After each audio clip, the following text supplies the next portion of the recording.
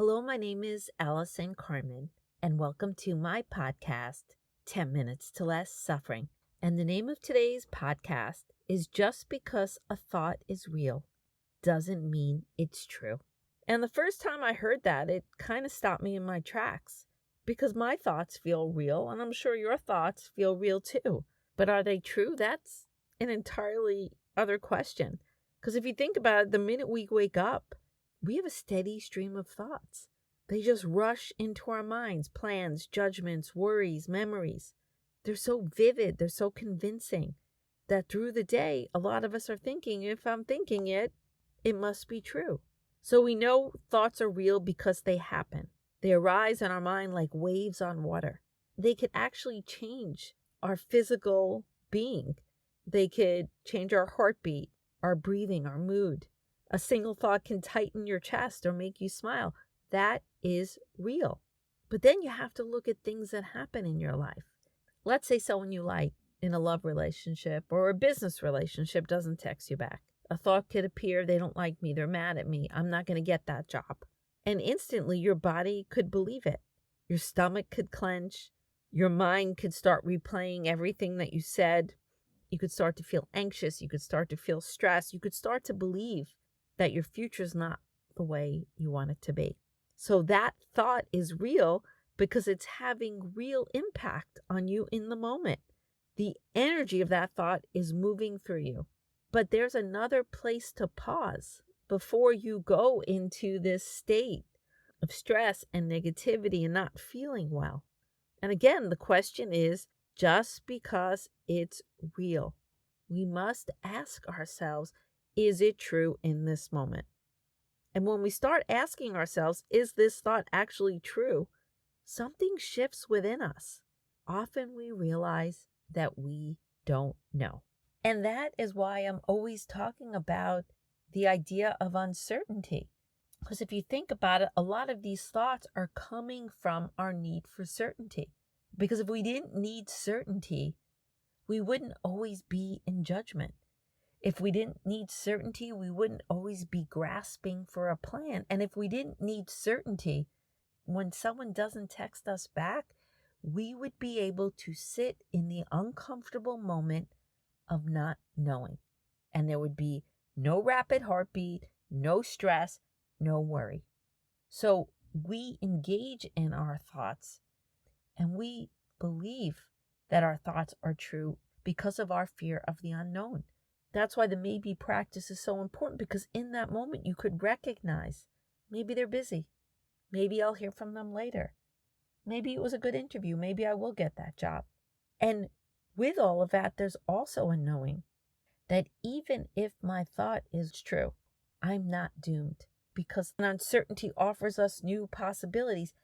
And then all of a sudden, you're having these thoughts, but you're not attached to them. They're real, but you recognize, I don't know what this means. Our minds are incredible storytellers. They spin entire worlds from the smallest thread of an experience. And the more emotion we feel from all our thoughts, the more believable the story becomes. But when we become aware, when we become mindful, when we don't fear the unknown, when we're willing to live in maybe, this simple act of noticing, engaging in the unknown, questioning the truth of our thoughts, helps us step back. When we are believing everything, we are in the drama. But when you could step back, you could observe it. We could actually observe our experiences. We could say, oh, there's that thought, I'm not good enough. There's that thought, that person doesn't like me. There's that thought, I messed this up. There's that thought that my life could never change. And we don't have to fight the thought, because when we say to ourselves, oh, stop thinking that thought, we're in battle with ourselves. I know I always tell the story of when I decided to become a positive thinker. And all day long, I just thought positive things. And I suppressed every negative thought that I had. And that night, I went to sleep. And I had a dream that a bunch of people close to me died. I woke up, I fell asleep, I had the same dream. Because I wasn't allowing my thoughts to pass. I was trying to control them instead. And that's a problem. Like, that's when We try to be overly positive. If you're afraid of the unknown, negativity will come back and it will win. But when you just say, oh, I don't have to fight this thought, but at the same time, I don't need to believe it. Sometimes I like to envision my mind as this wide blue sky, and my thoughts are the weather, clouds, storms, sunshine. You don't have to chase the weather. You don't have to fix it. You just remember, we are the sky, not the storm.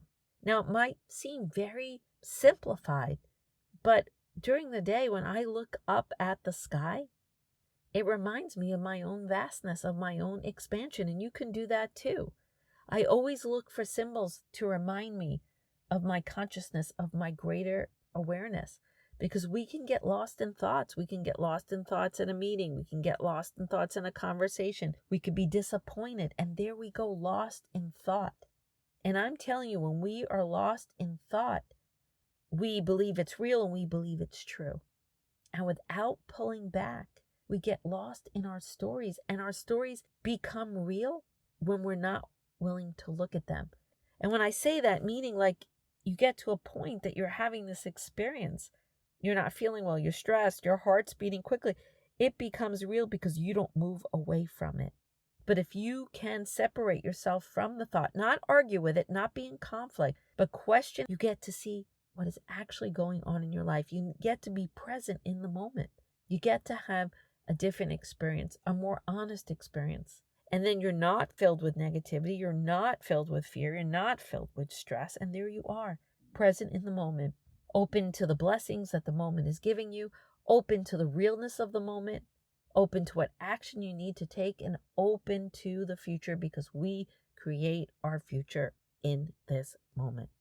And over time, this awareness creates the space to respond to what's actually happening and not just to react to our thoughts. So what could we do? Maybe today we could just notice when a difficult thought arises. I'll never get this right. They don't like me. I'll never hear back from them. And when you feel that tension in your body, when you feel that fear or negativity or that doom, or your chest tightens or your stomach hurts, pause for a breath and let it be there. And gently ask the question, this thought is real, but am I certain it is true? That tiny moment of awareness or curiosity is where true freedom begins. It's where compassion enters your heart, and it's where we start living from awareness and not from this automatic habit or belief. And if you get caught and you can't get out of it, remember that maybe. If you can't be absolutely certain that your thought is true, then what else is there? Often, there are so many more possibilities than we realize in our lives. And I know for me, when I enter the maybe, I am the sky. When I enter the maybe, I am unlimited. When I enter the maybe, there's no doom, there's no gloom, there is possibility. I feel hopeful. I feel like not knowing means things could change, things can get better. I can find my way. And I have enough strength and resilience in me to wait to get that text back and not feel sick and be open to that job and be open to that opportunity. We don't realize that our own thoughts and our own stories sink us. And I'm not saying negative things don't happen in our lives and disappointments don't happen and heartbreak doesn't happen. Those are all real at certain times in our lives.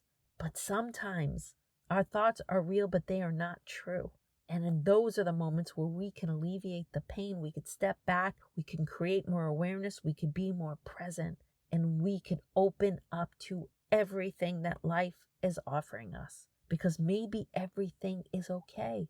And maybe thoughts are coming and going. And maybe there are more possibilities than you realize. Maybe you have to allow yourself to feel uncomfortable to expand your life. And for all you know, maybe the best is yet to come.